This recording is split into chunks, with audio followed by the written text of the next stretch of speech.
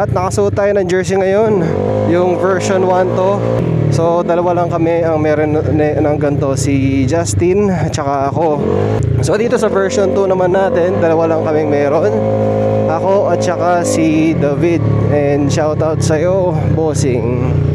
Hindi kasi maraming pinaprint ko kasi tinetest ko pa lang nun eh. Biglang maraming nagtanong. Ayun. Nga pala guys, pag kung nabenta ang big bike natin, taga ayun yung iba doon sa nakuha natin pera, syempre pag binenta ay papagawa ako ng mga jersey and pamimigay natin para sa appreciation, to show appreciation sa mga sumusuporta sa atin. Syempre marami-rami kayo na followers, pero ilan lang talaga yung super active na nag-share, no? Syempre hindi naman kayo lahat mabibigyan. Siguro mga 10, 5 yung papagawa muna natin.